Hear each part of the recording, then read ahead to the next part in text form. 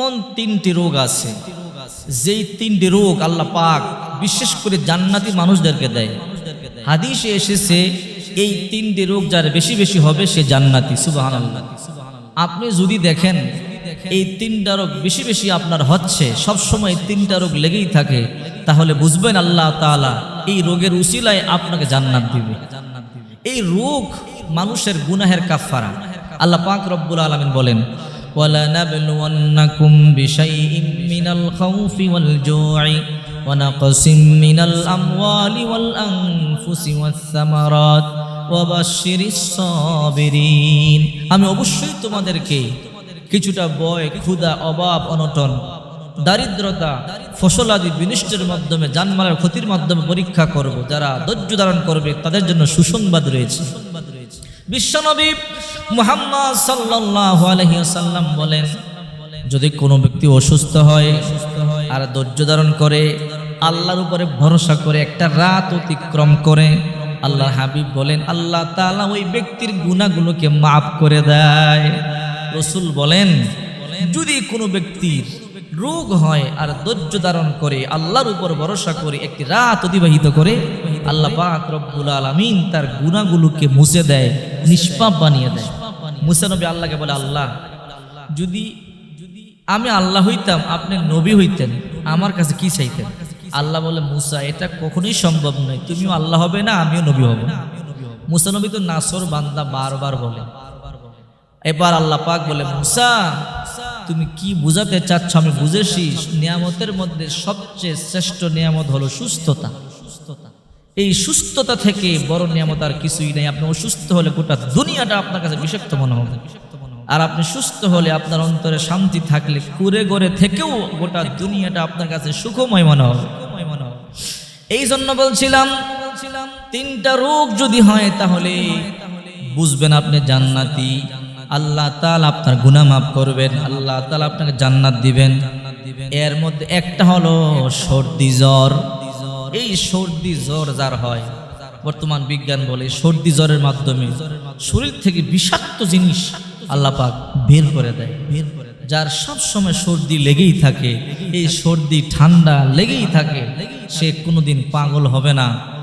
যদি এই সর্দি এই জ্বরের মাধ্যমে মৃত্যু হয়, আল্লাহ তাকে মাফ করে জান্নাতের মেহমান বানায় দিবে। 2 নাম্বার চুলকানি, যাকে আমরা বলি অ্যালার্জি। হাদিসে এসেছে যার চুলকানি হবে, শরীরে কম বেশি সব সময় চুলকানি থাকবে, সে কোনোদিন কুষ্ঠরোগে আক্রান্ত হবে না, তার কোনোদিন কুষ্ঠরোগ হবে না। আর এই রোগ থাকা অবস্থায় যদি মৃত্যুবরণ করে, আল্লাহ পাক জান্নাত দিবে। 1 নাম্বার সর্দি জ্বর, 2 নাম্বার চুলকানি, 3 নাম্বার চোখ উঠা। যার চোখ উঠে, সব সময় চোখ উঠে, সে কোনোদিন অন্ধ হবে না। বিশ্বনবী মুহাম্মদ সাল্লাল্লাহু আলাইহি ওয়াসাল্লাম বলেন, সর্দি জ্বর, চুলকানি, চোখ উঠা, এই 3টা রোগ যার হবে জান্নাতি রোগ। বিচলিত হওয়ার কোনো কারণ নাই, টেনশনে পড়বার কোনো কারণ নাই। এই 3টা রোগ হলে ধৈর্য ধারণ করবে। আল্লাহ পাক বলেন, ইন্নাল্লাহা মা'আস সাবিরিন, ধৈর্যশীলদের সাথে আমি আছি। ধৈর্যশীল যারা, তাদের সাথে আল্লাহ পাক রব্বুল আলামিন রয়েছেন।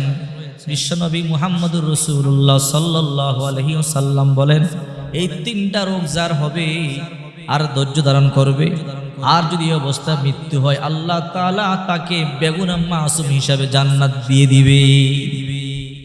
রোগ হলেই আপনি টেনশন করবেন না, রোগ হলো গুনাহের কাফারা। যদি বেশি বেশি রোগ হয়, বুঝবেন আল্লাহ আপনার বেশি গুনাহ মাফ করতেছে। যখন রোগ শোক হয়, এরপরে যখন সুস্থ হয়, দেখবেন একটু ফ্রেশ লাগে, কমল লাগে, তার মানে আল্লাহ তাআলা আপনাকে গুনাহ থেকে, অনেক গুনাহ থেকে আপনাকে হেফাজত করেছে। এই জন্য বিশ্বনবী মুহাম্মদ সাল্লাল্লাহু আলাইহি ওয়াসাল্লাম বলেন, তোমরা আমি নবী সম্পর্কে জানো, আমার কথাগুলো মানো, যদি সুন্নাহ মোতাবেক চলতে পারো।